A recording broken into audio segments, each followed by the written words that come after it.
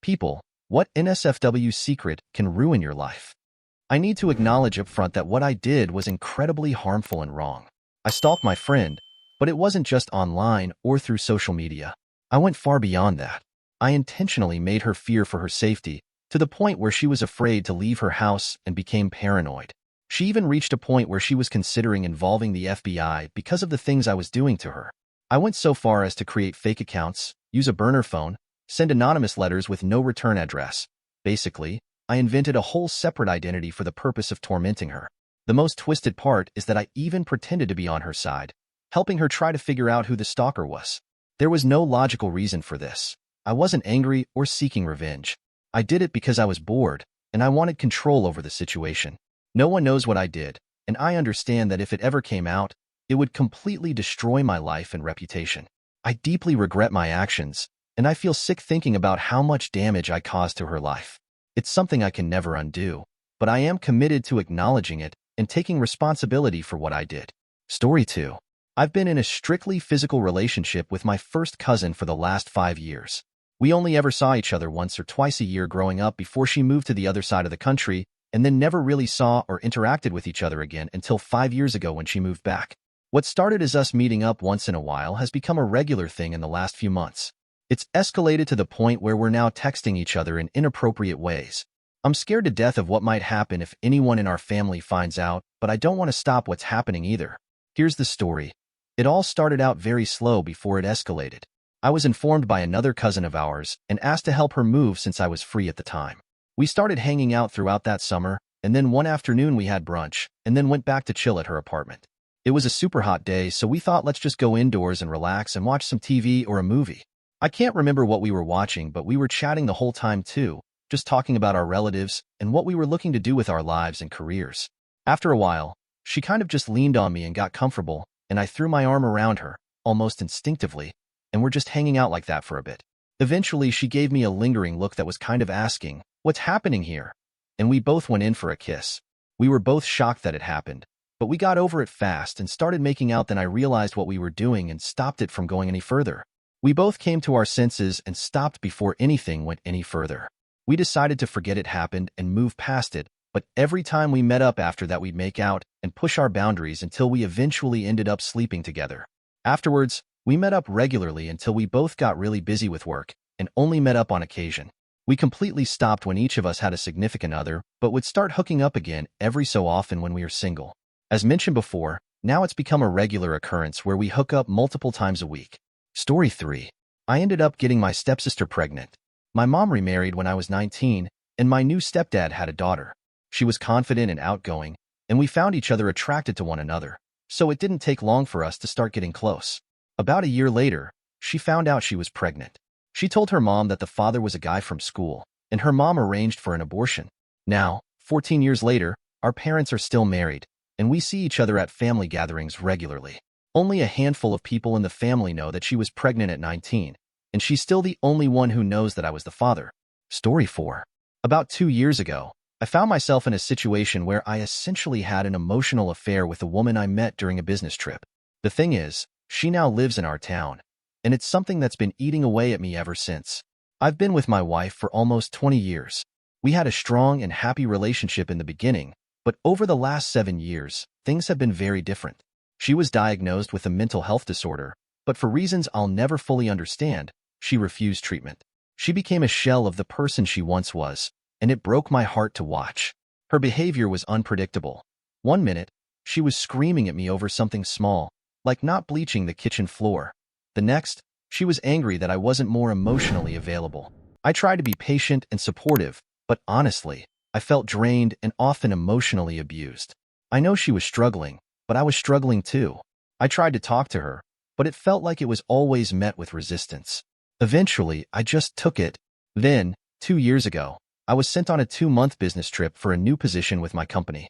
It was a great opportunity, but also a relief to be away from the constant tension at home. During that time, I met a woman at work. She was from a different department, but we interacted often. Over the course of the 6 weeks, we started spending more time together, 2 or 3 times a week. Toward the end, I started to realize things were heading into territory I shouldn't have allowed. We were joking, laughing, and having fun, But then there was one night where things crossed a line. She was much more flirtatious, and it was clear that she wanted more than just friendship. I'll admit, I was tempted. She was attractive, engaging, and for once, I didn't feel criticized or invisible. But when it got too close to something I wasn't comfortable with, I told her that I couldn't see her outside of work anymore. I wasn't proud of the way things got that close. I also knew that my wife, who was already very jealous at the time, would never have handled it well if she knew about this woman. Even though nothing physical ever happened, the fact that the other woman wanted it and I hadn't been honest with my wife was a huge betrayal. I realize now that it was a massive mistake on my part. When I came back home, I finally gave my wife an ultimatum. She needed to get treatment for her mental health, or our relationship was over. Honestly, I was at the breaking point, and the emotional distance between us had gotten too great. It wasn't just the affair that made me act, but also the realization that I shouldn't be seeking emotional fulfillment from someone else. Thankfully, my wife took my ultimatum seriously. She started treatment and has been doing incredibly well ever since. She's become more like the woman I fell in love with, and we've rebuilt our relationship. But here's the thing. Last year, this woman from my business trip moved to our town for a new job at the regional office. I've seen her around the office a few times, but we don't talk. I know my wife would be devastated if she ever found out the truth about what happened. It feels like a ticking time bomb. There's a part of me that feels like I need to tell her, but I'm terrified of how she might react and whether it would undo everything we've worked for. I know this situation isn't as extreme as some of the other stories you might hear, but it's something that's been eating away at me. I don't want to live with the guilt anymore, and I don't want the past to come back and hurt the relationship we've built. But I'm conflicted about whether telling my wife will bring us even closer or destroy everything we've worked so hard to rebuild. Story 5. I grew up in a rural community in South Idaho, where Mormonism was prevalent. During high school in the early 2000s, chatting online through MSN Messenger was a popular way for students to connect. One day, my best friend asked me to help him access his girlfriend's email account, as she had forgotten her password. We managed to guess the answer to her password recovery question and discovered something upsetting. She was being unfaithful. We logged out and kept this secret to ourselves. Soon after, I began feeling a temptation to explore other people's accounts. I accessed multiple email accounts, mostly finding nothing of interest, but one account stood out. It belonged to a kind and well-respected girl from school. Her inbox was filled with strange messages from people I didn't know, which made me uncomfortable. I realized I had crossed a line and quickly logged out, feeling guilty about my actions. However, I couldn't shake off the feeling that I wanted to keep going. So, I created a fake email account using a similar username style as the ones in her contact list and began chatting with her under this false identity. I convinced her to engage in inappropriate conversations, which included webcam interactions. I never showed my face, and she never showed hers, but I still felt guilty for manipulating the situation. Eventually, I took her to my senior year dance, where we shared a kiss. She stopped me, telling me that it felt wrong. I realized I was likely the only person who knew about her secret. Years later, I left the Mormon church, realizing that my actions had caused harm and acknowledging the need for change in my life. Story 6. Probably doing audio corn. What started as something I thought I'd try for just a week or two turned into a much bigger part of my life. I quickly realized how enjoyable it was and how rewarding it felt to create things that people appreciated. Over a year later, it's become a big part of who I am. Once I figured out that I could apply my past editing and organizational skills to reach out to other performers, mostly female, but sometimes male, and bring them together to work on a single audio project, I saw endless possibilities.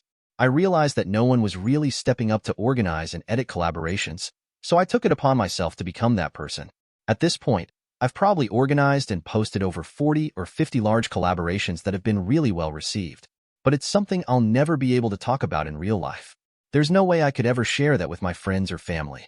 The only person who knows about all of this in real life, and with whom I can talk about it, is my girlfriend, and she already knows everything because I met her cause we were both doing audio corn and started chatting one day.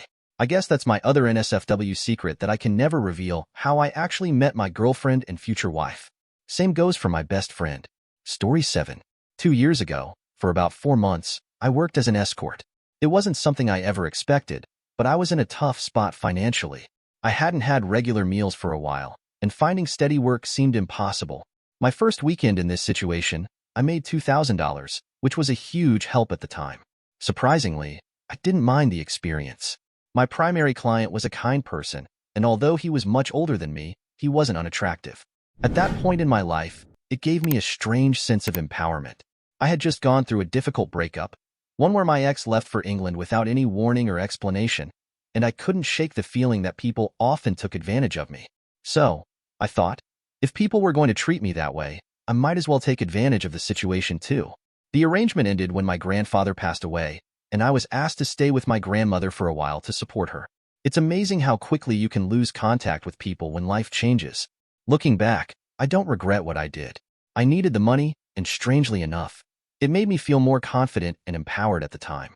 I also learned some valuable lessons along the way. However, I do wonder about how my past might impact my future.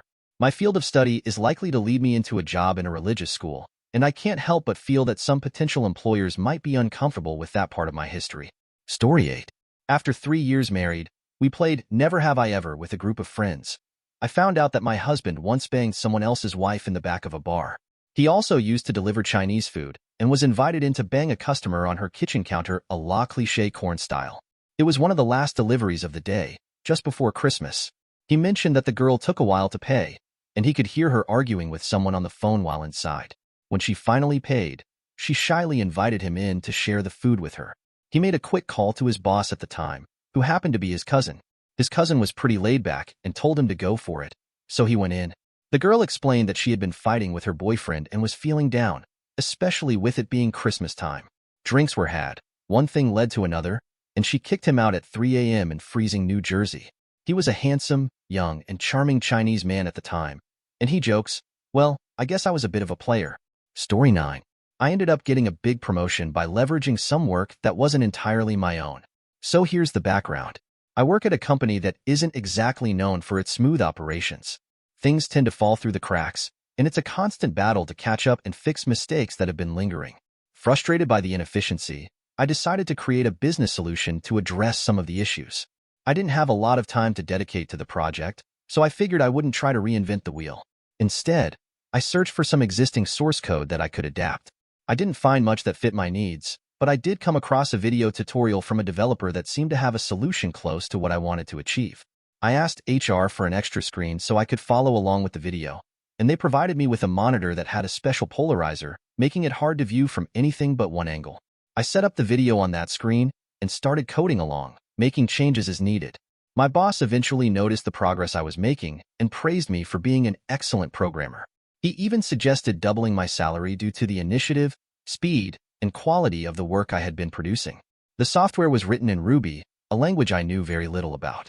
I was worried I might get caught, as my experience was in PHP and a bit of Java.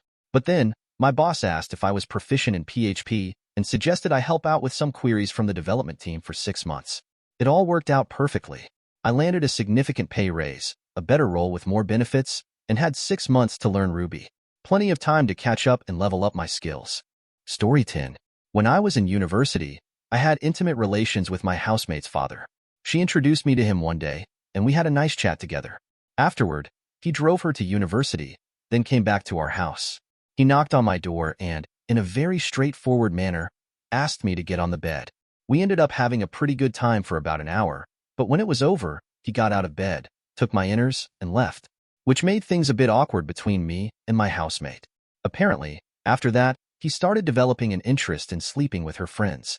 This made things more awkward for the rest of her social circle. Story 11. I used to work in the phone industry, and for about 2 months, I worked alongside my assistant manager.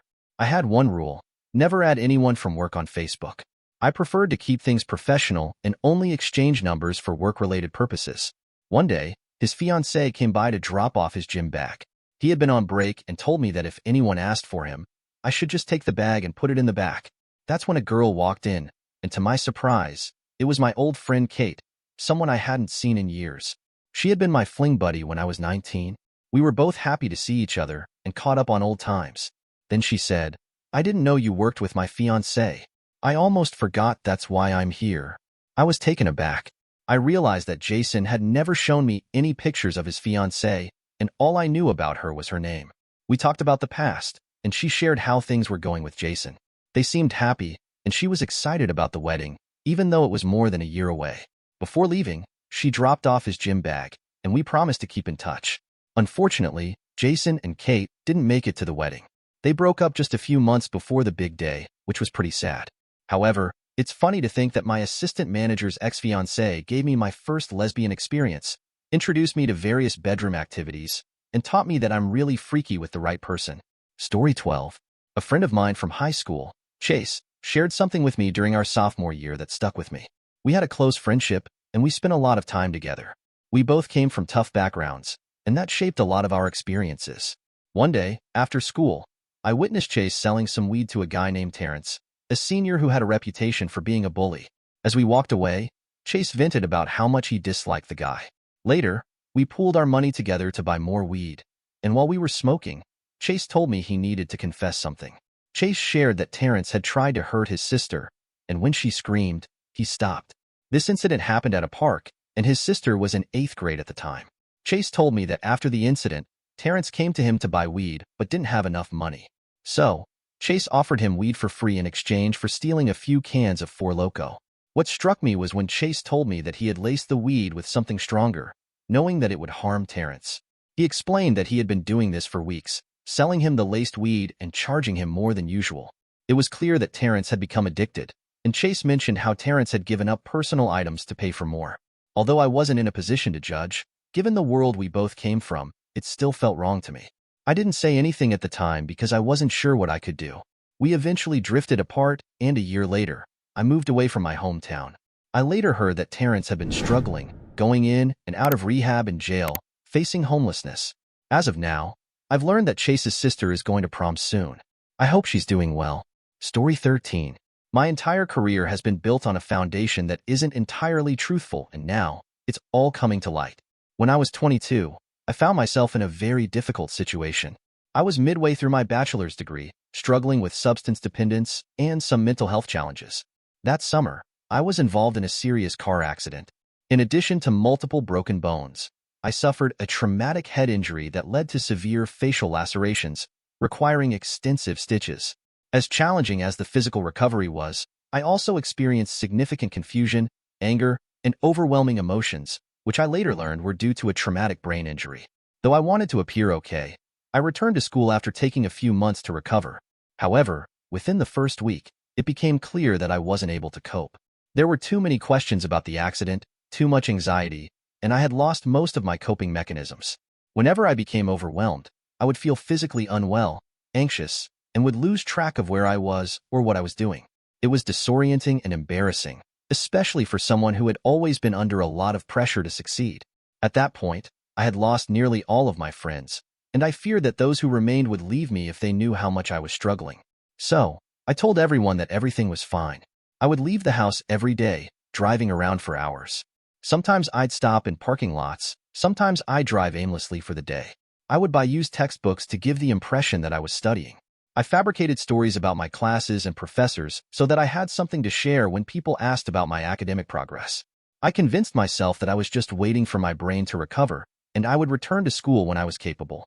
But as time passed, things only seemed to worsen, and I found myself more and more unable to get back on track. This continued for nearly 2.5 years, until I was supposed to be graduating.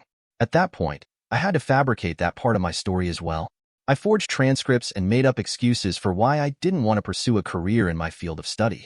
I took a labor job, and over time, I slowly began to recover as my mental health improved, and steady work helped me regain stability. Eventually, I moved away.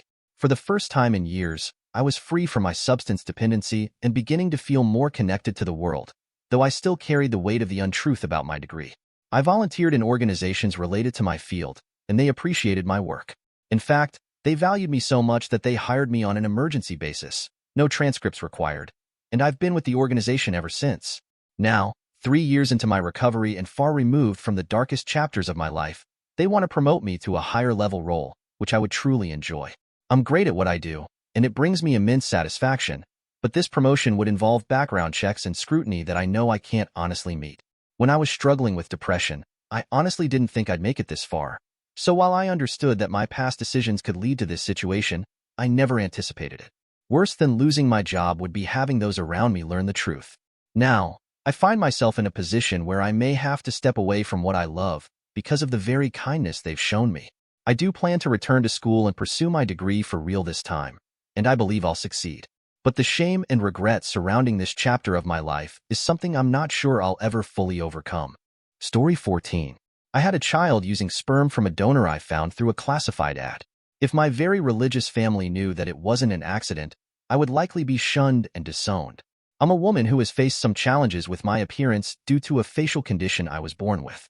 This isn't the main part of my story, but it's something I've struggled with. I've never had a long-term partner and have only been in a few short-term relationships. As I got older, my desire for a child became more urgent, and I felt time was running out. Given my situation, I knew it was unlikely I would meet someone in time. As a middle-aged woman, I also felt my chances of finding a partner who would want to have children were slim. I'm fortunate enough to own my home and have a stable career, but I didn't want to spend all my savings on fertility treatments, which are very expensive and didn't seem like a realistic option for me. Adoption was also not an ideal route, as it's both expensive and competitive, and I felt it wasn't a realistic choice for me either. So, I turned to an unconventional option. I found a sperm donor through a classified ad, and he generously offered his donation without compensation. Now, my child is a preschooler, and I'm filled with joy and fulfillment. Every day feels like a gift, and I am so grateful for the opportunity to be a mother. I cherish every moment and try to be the best parent I can be, making sure to lead with love and care. Parenting has truly helped me grow as a person and has made me reflect on how I show up in the world. I keep in touch with the donor, sending regular updates and pictures, as he has been incredibly kind and supportive, trusting me with such an important decision. Story 15. I did something I deeply regret, and it's the first time I've ever shared it with anyone. The situation is complicated, and while I can't excuse my actions, I struggle with justifying them in my own mind. If my wife ever found out, I would probably lose everything, including her, and I could never face my in-laws again. Here's what happened. My father-in-law has been a source of constant turmoil for our family for as long as I've known him. He struggled with alcoholism, which led to daily drunkenness, verbal abuse, and even occasional physical violence toward my mother-in-law. My wife lived with him for many years, and when we started dating and eventually got married, I was relieved to get her out of that toxic environment. But even though we moved to a new house in a different neighborhood, we couldn't escape him. We were still close enough that he would show up at our door unannounced, usually in the middle of the night, drunk and needing a place to crash. One such night, he came over and insisted on staying, and out of sympathy and my wife's sense of duty, we let him in. What followed were hours of him ranting and raving until he passed out. This became a regular pattern for the next several years. Even after we had a baby, these late-night visits continued, disrupting our sleep and peace. There were times when I refused to let him in, only to face my wife's disappointment and frustration. She saw him as a victim of his addiction and felt I should be more understanding. For me, it felt like I was constantly trying to manage his behavior without any support from the rest of the family. The only relief came when he would get arrested, sometimes for domestic violence or other alcohol-related incidents. At times, I became angry and resentful, particularly toward my in-laws. I felt they were enabling his behavior by simply locking him out of their house each night, knowing he would eventually come to us. I was also frustrated with my mother-in-law for not calling the police more often to address his abuse. But, above all, I was angry with the justice system for repeatedly letting him out of jail, despite his long history of violence and criminal behavior. This is where the money comes into play.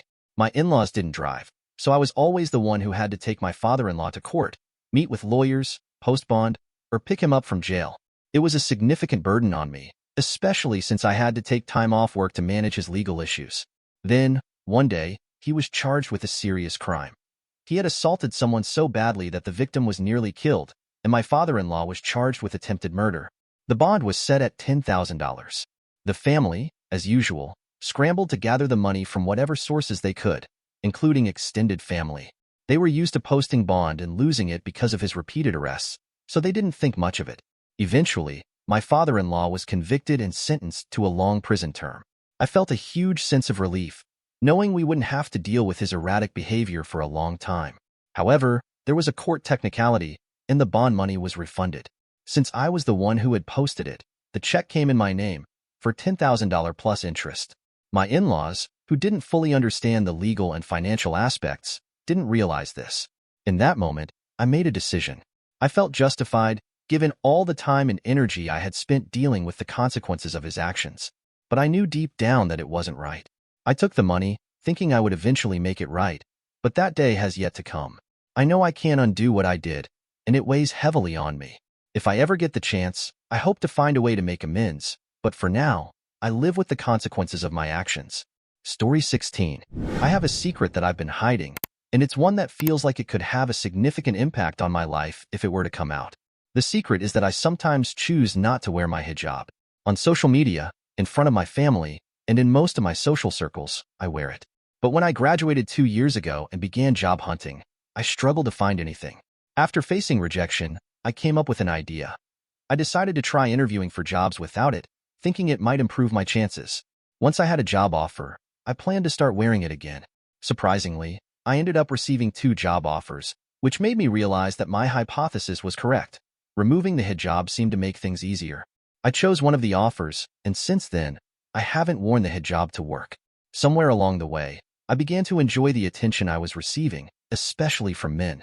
For the first time, I felt like I belonged or was treated more normally by my peers. People started engaging with me more. I no longer got odd stares, and I wasn't asked questions that made me feel uncomfortable. I'm scared to tell my parents because I don't want to disappoint them. I'm even more afraid of how the Muslim community might react if they knew. There is a lot of judgment and bullying for women who take it off, and I've heard harsh things said about those who make that choice. So, when I'm with my family or in places where I know I might run into someone I know, I wear it, but otherwise I don't. In a way, I'm leading a double life. I know people may have strong opinions about this, but for now, I'm okay with how I'm living. I still go back and forth about what I truly want in the long run. Story 17. I think this is something many people can relate to. I don't really care about my company or its larger goals beyond the professional expectations of my job. I do my work well because I'm paid to do it, but I'm not putting in extra effort beyond that. I don't buy into the idea that my work defines me, and the only reason I care about the company sticking around is so I don't lose my job. If my company ever found out how I really feel, it could have serious consequences. A lot of companies, especially in tech, push the idea that work should be your life, and if you're not all in, you're seen as unmotivated or not dedicated. It's common, though, for people to feel the same way I do, but if you express it out loud, you could risk your career.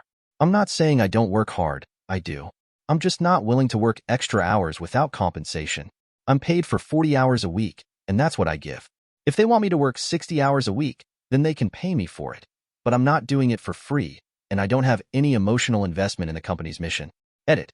When I say this is a secret, I mean that if my coworkers and I were to share these feelings with management, we'd likely be reprimanded, possibly even fired.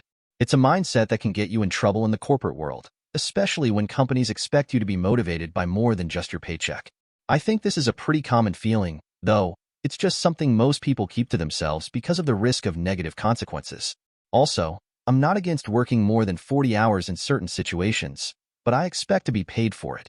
If a product is launching and we need to work extra hours to meet the deadline, I'm fine with that for a short period, as long as it's reflected in the compensation. The issue comes when working those long hours becomes the expectation year-round with no increase in pay. Similarly, I understand people working long hours at startups with the potential for big returns, but I'm not going to work 80-hour weeks for a company that's paying me a salary without offering any substantial financial rewards. Story 18. I was picked on a lot when I was younger, especially in primary school. One kid, let's call him John, was particularly harsh. He would often get frustrated and lash out with skipping ropes, using them to whip me and chasing after me if I tried to run away. He also said some really hurtful things to me. By the time I was 10, the bullying had escalated, and more kids started joining in. I felt trapped because if I told the school, they would give the bullies a warning, but the behavior would continue anyway. I decided to take matters into my own hands. One day, as John and his friends were coming towards me, ready to start picking on me again, I stood there holding a plastic tennis racket, filled with frustration. In one swift motion, I spun around, not expecting to hit anything. I'd always struggled with coordination as a kid, but somehow, the racket hit him right on the side of his face, causing him to bleed pretty badly. He had to go home that day. At the time, I didn't fully realize the extent of what I'd done, but later on I found out he had suffered some minor, temporary brain damage. I truly thought I had seriously hurt him, and I still regret that moment deeply. John's friends were too scared to report what happened, fearing I would react aggressively. Until that moment, I had been a quiet, reserved kid, and my sudden outburst caught everyone off guard. Afterward, most of them stopped talking to me altogether. Some people might suggest I try to reach out and make amends with John, but honestly, I don't think I could ever fully forgive him for what he put me through for 2 years. Edit. Just to clarify, when I mentioned brain damage, I meant it was minor and not permanent. His injuries were temporary. The damage was not long-lasting. He recovered fully after a while. Some people seem confused about how I could lash out like that. I think if you've built up a lot of anger over time, it can eventually explode into one big reaction. As for how this could affect me, the guilt has stayed with me throughout my teenage years and even now. I know other people have faced worse situations, but for me, the weight of what happened has been tough to carry. Story 19. I've come to realize that I'm not attracted to my wife when she's high. She smokes weed, and I'm okay with it in general, but when she's under the influence, she's not the person I fell in love with. She becomes less sharp, forgetful, indecisive, and just seems disconnected from everything. It's almost like I'm with a different person entirely, and it's hard for me to feel that same connection. I don't mind that she enjoys the way it makes her feel, but she seems to want that state more and more. Sometimes, I wish she would choose to be present with me and the family, without needing to be stoned to do so. She struggles with anxiety and a few other things that make our life together challenging at times. But those are the kinds of issues I want to work through with her, together. But when she turns to weed to cope instead of facing things head-on, it feels like I can't really help or be there for her in the way I want to. Story 20. During my junior year of high school, I enrolled in an AP sculpture class. As you might expect, most of the seniors in the class treated it like a blow-off class, and no one took it seriously. Because of that, I was one of the only juniors, and I quickly became a target for their cruelty. At first, it started with some name-calling and light teasing, but it quickly became more personal. It never got physical, but they would deliberately bump into me while I was working on the wheel, ruining whatever I was trying to make. Then it escalated further. One of them punctured a piece of clay I had bought for $25, which was a lot of money for me at 16, leaving it dry and unusable. After enduring this for an entire semester, I decided I had had enough and would fight back in my own way. Since it was an art class, there was a fair amount of independent work. The teacher generally left us to do our own thing, as long as we met the requirement of 6 projects per quarter. We'd submit our projects with a handwritten proposal, and then the clay would be fired in the kiln. I watched my tormentors casually turn in their projects, only to secretly destroy them when they thought no one was looking. By the second semester, I had quietly sabotaged about 80% of their projects. With 2 weeks left in the school year, the teacher held one-on-one conferences with a small group of seniors. As a result, those students failed the class, were unable to graduate, and had to attend an alternative school. They lost sports scholarships and offers from prestigious universities. To be honest, I felt no sympathy for them. They had made my life miserable, and I didn't regret what I did. Tommy, Dave, Mick, Trent, Harry, Steve, Aaron. If you ever come across this, I want you to know that I don't care about what happened to you, and I hope life has made you reflect on your actions. Story 21. When I was 23, a friend and I went out to a bar with his much older uncle. There was a woman there who was flirting with the uncle, probably in her late 20s or early 30s. She wasn't really my type, and honestly, she seemed to be a little off-putting to most people. Around 2 a.m., when the bar was closing, we made a poor decision to drive back to my friend's house, and she came along, still flirting with the uncle all the way there. We kept drinking, and eventually, someone brought out marijuana and then some. By 4 a.m., my friend's uncle was trying to convince her to go to his room, but she was saying she just wanted to go home, and she began crying. I, feeling a mix of guilt and confusion, told her I could drive her home. Despite the uncle's protests, she got in my truck, and we drove off, but only for about 3 blocks. I soon realized I was in no condition to be behind the wheel, so I pulled over, told her I couldn't safely drive, and suggested I walk her home instead. She lived about 7 miles away, but I figured we could save some time by walking along the railroad tracks diagonally across town. As we walked, I started to flirt a bit, and her behavior shifted in a way that felt increasingly uncomfortable. She started speaking in a high-pitched, childish tone, and it made me feel uneasy, but I continued along with it. At some point, she made an inappropriate comment. Looking back, I can see how messed up the entire situation was. I was under the influence, and I made a decision that I deeply regret. The whole experience was bizarre, and in hindsight, it was one of the worst choices I've ever made. Afterward, she acted strangely again, excusing herself to go to the bathroom in a public place. I was struck by how surreal the whole situation had become, and the weight of my bad decisions finally hit me. I realized I'd made a huge mistake, both in the choices I made that night and in how I'd handled everything leading up to it. In a moment of panic and confusion, I just decided to leave. I took off running, the absurdity of it all sinking in as I heard her calling out in the distance. When I got back to my truck, I felt sick to my stomach. I drove home, ashamed and disgusted by what had happened. I knew I needed to take responsibility for my actions, and I promised myself I would reflect on this experience and try to learn from it. That morning, I got into bed with my fiancée, feeling an overwhelming mix of guilt and relief. I knew I needed to change, and I couldn't ignore how wrong everything had been. Story 22. When I was in junior high, I missed a lot of school because I was struggling with depression and didn't want to be around people. My mom allowed me to stay home when I felt like it, and I still managed to get all A's. I just needed the space to cope. Eventually, I got a letter saying I had missed too many days and would have to repeat a grade. So, my mom forged doctor's notes to cover the absences. Technically, I shouldn't have passed ninth grade, but my mom was furious and insisted I deserved my grades and shouldn't be penalized for missing a few extra days of school. Now, I work for the same school district, and the principal who handled that situation is now our superintendent. I don't think anything would come of it if people knew, but I imagine my mom might get into a bit of trouble if it came to light. Story 23. 5 years ago, I found myself in a dark place, living in a small apartment and watching motivational videos on YouTube. I felt disconnected from life, from myself, and from the people around me. My job made me miserable, and I was overwhelmed with negative emotions, thinking that escape might be the only way out. I had a trip planned and decided that I would off myself while I was far away, in a place where no one knew me. I ended up at a beautiful campground in the Florida Panhandle. There, I met a couple of guys who had been cave diving. Later that night, we had a conversation about the lake, which was connected by an underwater cave system. The guys offered me their backup diving equipment and suggested that we explore the caves together. One of them decided to stay behind, so I went with the other guy to talk about life. We agreed on the dive. I told him that I wanted to go free diving, but that I didn't want any help beyond guidance through the cave. If something were to go wrong, I asked him to let me go. We made a pact and went to bed. The next day, we got ready for the dive. I sent a couple of messages to remind people I cared about them. As we descended and lost sight of the sunlight, I detached my regulator and began swimming through the cave, pushing myself further despite the physical pain. I focused on staying calm, exhaling steadily, and not touching the walls, floor, or ceiling. As I swam deeper, exhaustion set in, and I began to reflect on my life. I grew up with certain beliefs, and in that moment, I found myself saying prayers, accepting that I might not make it out. I realized how much unnecessary weight I had carried, negative thoughts, frustrations, and regrets that had clouded my perception of the world. In that quiet darkness, I understood how beautiful and precious life is, and how much we need to take care of each other and the world around us.